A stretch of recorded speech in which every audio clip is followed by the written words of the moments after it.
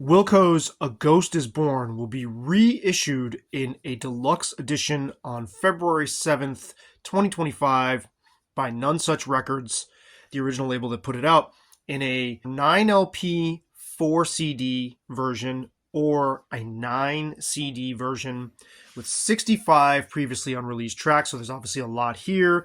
Along with the announcement, they released a kind of embryonic version of the song Handshake Drugs. This version of Handshake Drugs sounds a lot closer to the works in progress from the Yankee Hotel period, right? So, I mean, there's a lot of blur and overlap with them. They were like always working on music. So it'll be interesting to see how their direction ultimately gelled into what we eventually got with the finished record, which is very different than the sound of Yankee Hotel. There will be a lot to dig into with this one, hopefully over these 65 or whatever, some of that's live, but hopefully over this all these works in progress, we will get to hear things come together and how the record took shape over time. Hopefully we'll get to hear that. In my opinion, Wilco have done the deluxe reissue thing the right way several times over at this point. A lot of times with these box sets, there's your eyes are bigger than your stomach because there's so much on paper. You're like, wow, that looks amazing. And then to sit down and listen to it, it's actually kind of a slog. That has not been the case with their stuff for me. They are a band that, if any, really warrants the let's see how this album took shape treatment. And Jeff Tweedy, bandleader Jeff Tweedy, is such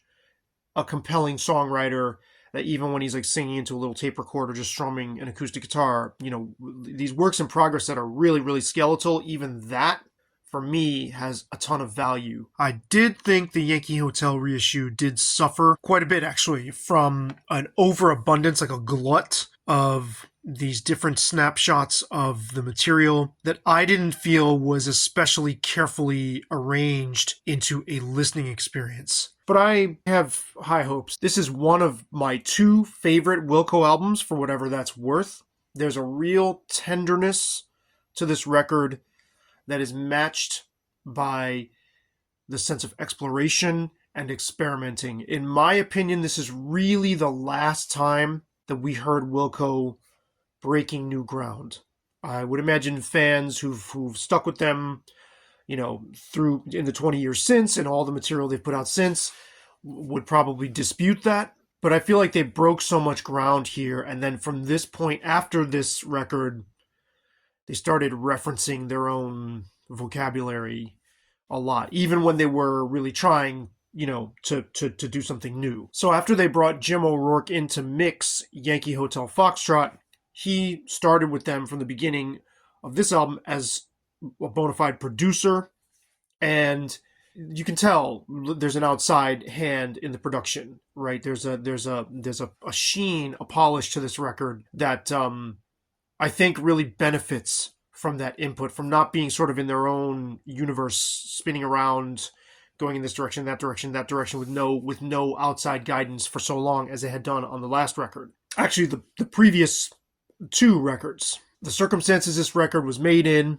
This is the first album without Jay Bennett, and it's much more subdued. Tweedy was also going through an extremely difficult time. I didn't realize how difficult. I mean, when this record was released, he talked about being in rehab a lot in the press at the time in '04.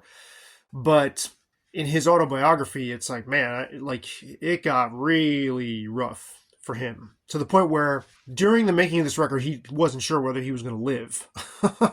And yet the record doesn't feel that way. It doesn't feel tortured at all. It's very, I don't even know how I'd put it. There's a kind of like a spiritual balm quality to this album, even as he's looking inward and kind of unzipping his struggles. It's very reassuring, this album. I love the way it sounds. There was one review, I don't remember what publication, but way back when, that described the sound as gauzy, which I think is the perfect word for like the sonic space you're in with this album. This is the last album with Leroy Bach, and again, it really benefits from his presence. There's just such an elegance to the piano and keyboard work on this album. Both Bach and Michael Jorgensen, what they're doing. So he leaves after this record is done. Then they bring in Pat Sansone and Nels Cline, and that's been the lineup that's been together ever since. There's a complete live album included in this one, as we've come to expect from these kinds of packages. I hope it's well recorded. I'm lucky enough to be able to listen to this now. Can't really talk much about the extras. I actually haven't heard them yet. But yeah, I'm really, really looking forward to digging in. I mean, it's a feast. 9 CDs or whatever, 4 plus 9 plus 4 discs if you buy the combined LP CD set. Let's see how it turns out. Let me know what you think of this record in the comments. I'd love to get your take on what you're expecting. For Feedback Def, I'm Sabby Reyes Kulkarni, the apostate music journalist on the Box Set Beat. Over and out.